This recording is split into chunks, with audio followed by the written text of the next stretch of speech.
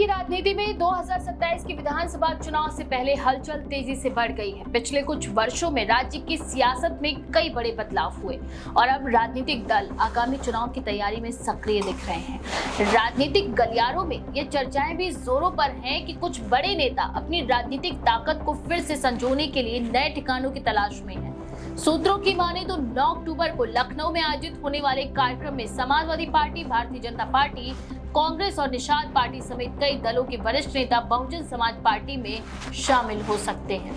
बसपा काशीराम की पुण्यतिथि पर विशेष कार्यक्रम का आयोजन कर रही है और इसे राजनीतिक संकेत के रूप में भी देखा जा रहा है। इस संभावित बदलाव के केंद्र में 6 बड़े नेताओं के नाम हैं, जिनकी राजनीति और वोट बैंक प्रदेश के चुनावी समीकरण को प्रभावित कर सकते हैं। इनमें आजम खान, स्वामी प्रसाद मौर्य, संघमित्रा मौर्य, ओम प्रकाश राजभर, नसीमुद्दीन सिद्दीकी और संजय निषाद शामिल हैं।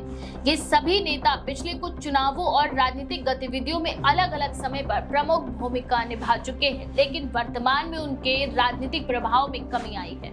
इस कमी को पूरा करने के लिए वे नए राजनीतिक विकल्प तलाश रहे हैं। आजम खान का नाम इस सूची में सबसे ऊपर आता है। वे समाजवादी पार्टी के कद्दावर नेता रहे हैं और रामपुर की राजनीति में नवाब परिवार के प्रभाव को चुनौती देने वाले नेता के रूप में उभरे।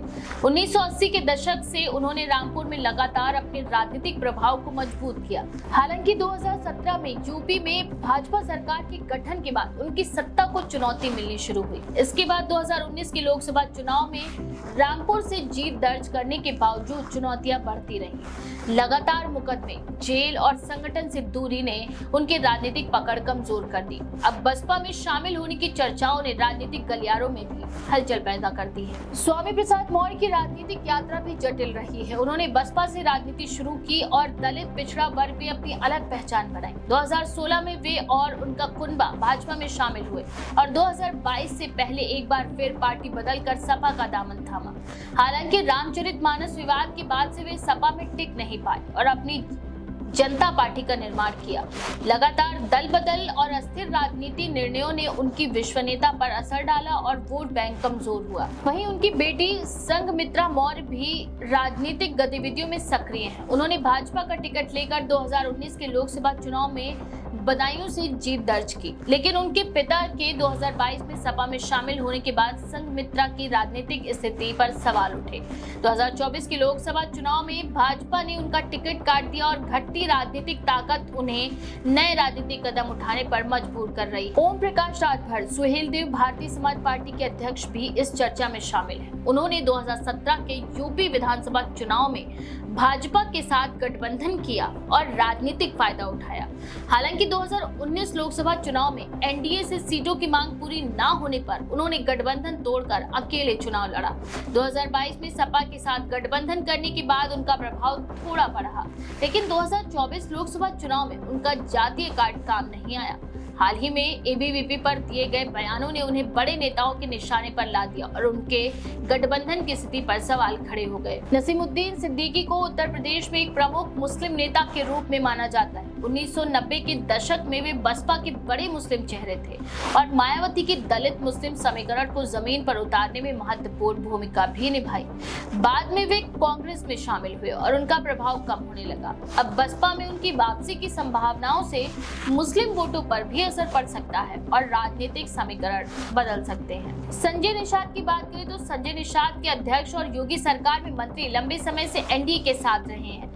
इससे पहले वे समाजवादी पार्टी के सदस्य रहे। उन्होंने खुद को एनडीए का विश्वसनीय सहयोगी साबित किया, लेकिन हाल ही में वे भाजपा के खिलाफ सार्वजनिक मंचों पर बयान देते दिखे। इसके पीछे उनके वोट बैंक में बिखराव की समस्या है। 2024 के लोकसभा चुनाव में उनकी बेटी प्रवीण निषाद संत कबीर नगर सीट जीतने में सफल नहीं हुई। इस वजह से उनकी राजनीतिक पकड़ भी कमजोर हुई और वे नए राजनीतिक विकल्प तलाश रहे हैं। राजनीतिक विश्लेषकों का मानना है कि अगर ये सभी नेता बसपा में शामिल होते हैं तो यूपी के चुनावी समीकरण में बड़ा बदलाव देखने को मिल सकता है।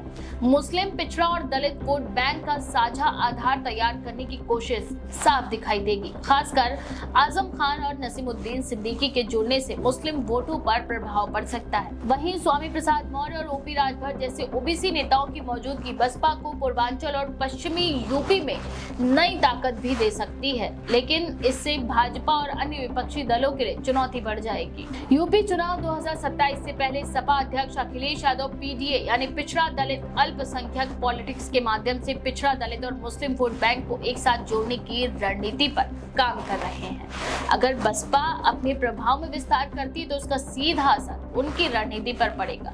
राजनीतिक विश्लेषकों का ये भी मानना है कि बसपा में संभावित नेताओं की वापसी से प्रदेश की राजनीतिक सोच और सामाजिक समीकरणों पर भी असर पड़ेगा। यूपी की सियासत में ये बदलाव केवल नेताओं की व्यक्तिगत महत्वाकांक्षा तक सीमित नहीं है। इसके प्रभाव से प्रदेश के चुनावी परिदृश्य में महत्वपूर्ण बदलाव देखने को मिल सकते हैं। आगामी विधानसभा चुनाव से पहले राजनीतिक दलों और नेताओं की रणनीतियों पर नजर रखना जरूरी है। बसपा में संभावित नेताओं की वापसी प्रदेश की राजनीति में नए समीकरण और प्रतिस्पर्धा को भी जन्म दे सकती है। इस समय राजनीतिक विशेषज्ञ और विश्लेषक लगातार ये देख रहे हैं कि प्रदेश की जनता इन राजनीतिक फेरबदल और गठबंधनों को किस तरह से स्वीकार करेगी। वोट बैंक की स्थिति, जाति समीकरण और नेताओं की लोकप्रियता तय करेगी कि ये बदलाव प्रदेश की सत्ता संरचना को किस हद तक प्रभावित करेंगे। यूपी की राजनीति अब एक नए मोड़ पर है, जहां राजनीतिक दल अपनी रणनीतियों और गठबंधनों के जरिए सत्ता में अपनी स्थिति मजबूत करने के प्रयास में है। आगामी महीनों में बसपा और अन्य प्रमुख दलों के बीच राजनीतिक समीकरण कैसे बदलते हैं, ये प्रदेश के चुनावी भविष्य को निर्धारित करेगा। राजनीतिक हलचल, नेताओं की दल बदल की संभावनाएं और गठबंधनों की दिशा राज्य की राजनीति के लिए निर्णायक साबित हो सकती है। आजम खान और उनके परिवार की भूमिका, स्वामी प्रसाद मौर्य और उनकी बेटी संघमित्रा की रणनीति, ओपी राजभर और नसीमुद्दीन सिद्दीकी की संभावित वापसी और संजय निषाद की नई दिशा यूपी की राजनीति में चुनावी रणनीतियों और गठबंधनों पर गहरा असर डाल सकती है। ये सभी घटनाक्रम प्रदेश के राजनीतिक भविष्य को तय करने में महत्वपूर्ण भूमिका निभाएंगे। यूपी की राजनीति में इस समय राजनीतिक बदलाव और गठबंधनों का महत्व और बढ़ गया है। आगामी विधानसभा चुनाव से पहले नेताओं का महत्वाकांक्षा, जाति समीकरण और गठबंधनों की दिशा प्रदेश की राजनीतिक परिदृश्य को पूरी तरह बदल सकते हैं।